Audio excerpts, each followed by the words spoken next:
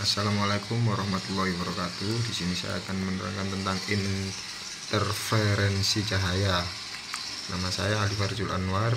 NIM 202069032624 dari Teknik Industri B. Interferensi cahaya.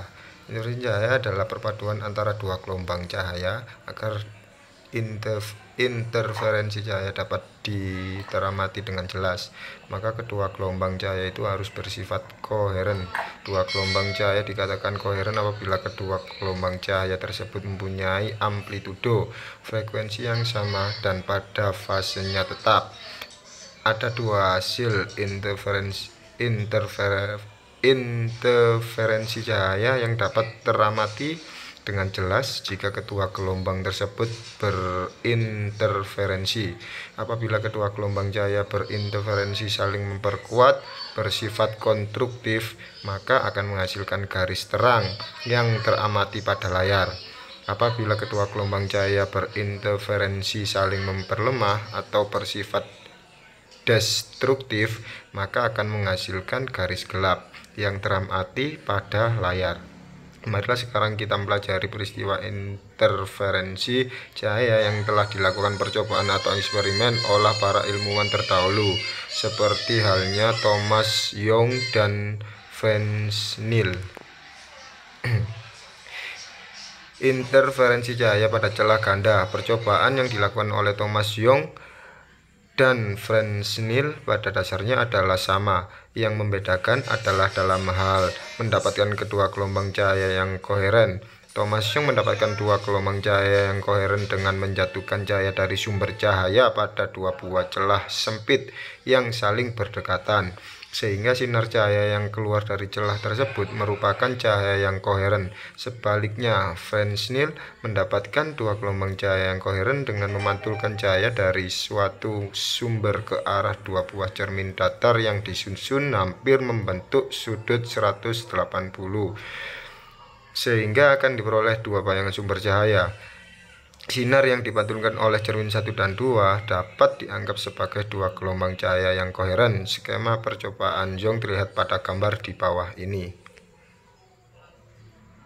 Untuk melanjutkan hasil interferensi cahaya, di depan celah tersebut diletakkan layar pada jarak L, maka akan terlihat pada layar berupa garis gelap dan terang. Garis terang merupakan hasil interferensi yang saling memperkuat, dan garis gelap adalah hasil interferensi yang saling memperlemah. Hasil interferensi bergantung pada selisih jarak tempuh atau lintasan cahaya dari celah ke layar. Akan terjadi garis terang jika selisih lintasan merupakan kelipatan bilangan genap kali 1/2 lambda atau 2n kali setengah lambda, atau kelipatan bilangan bulat kali 0 atau NO. Sebaliknya akan terjadi garis gelap jika selisih lintasan merupakan kelipatan bilangan ganjil kali setengah lambda atau 2n kurangi 1/setengah lambda.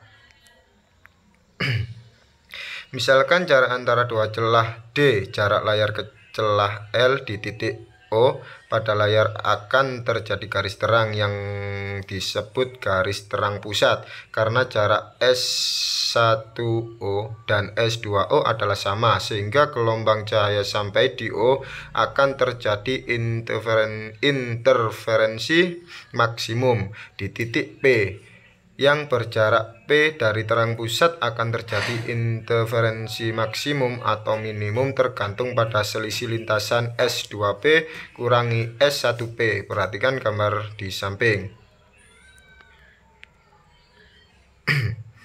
Di P akan terjadi interferensi minimum atau garis gelap jika D per L sama dengan dalam kurung 2n kurangi 1/setengah lambda, dengan D sama dengan jarak antara dua celah, P sama dengan garis gelap ke terang pusat, L sama dengan jarak celah ke layar, dan N orde interferensi.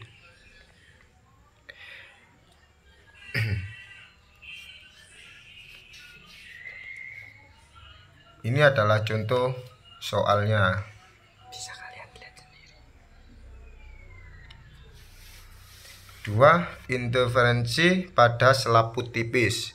Dalam kehidupan sehari-hari, sering kita melihat adanya warna-warna pelangi yang terjadi pada gelembung air sabun atau adanya lapisan minyak di permukaan air jika terkena cahaya matahari. Maka ini menunjukkan adanya interferensi cahaya matahari pada selaput tipis air sabun atau selaput tipis minyak di atas permukaan air.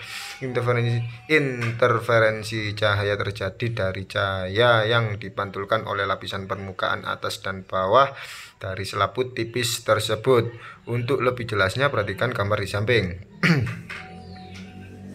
Gambar tersebut melukiskan seberkas sinar monokromatik jatuh pada selaput tipis tebal D pada lapisan atas selaput cahaya dipantulkan atau menempuh lintasan AE dan sehingga dibiaskan yang kemudian dipantulkan lagi oleh lapisan bawah menempuh lintasan ABC.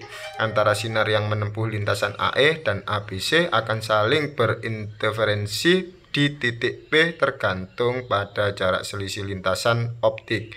Di titik P akan terjadi interferensi maksimum atau garis terang. Apabila dalam kehidupan sehari-hari sering kita melihat adanya warna-warni pelangi yang terjadi pada gelombang air sabun atau adanya lapisan minyak di permukaan air jika terkena cahaya matahari, hal ini merupakan atau menunjukkan adanya interferensi cahaya matahari pada selaput tipis air sabun dan selaput tipis minyak di atas permukaan air. Interferensi cahaya terjadi dari cahaya yang dipantulkan oleh lapisan permukaan atas di bawah dari selaput tipis tersebut. Untuk lebih jelasnya, perhatikan gambar di bawah ini. Gambar tersebut melukiskan seberkas sinar monotorik jatuh pada selaput tipis dipantulkan lagi oleh lapisan bawah menempuh lintasan ABC. Antara sinar yang menempuh lintasan AE dan ABC akan saling berinterferensi di titik P. Tergantung pada selisih jarak lintasan optik di titik P akan terjadi interferensi maksimum atau garis terang apabila 2ND cos R sama dengan 2M plus 1 setengah lambda, dan terjadi garis gelap atau interferensi maksimum jika 2N cos R sama dengan 2M per 1/2 lambda. Cincin Newton. Cincin Newton merupakan pola interferensi pada selaput tipis udara yang merupakan lingkaran-lingkaran garis gelap dan terang yang sepusat. Cincin Newton terletak antara permukaan optik. Cincin Newton terjadi pada selaput tipis udara antara kaca lurus dari atas kaca plan paralel.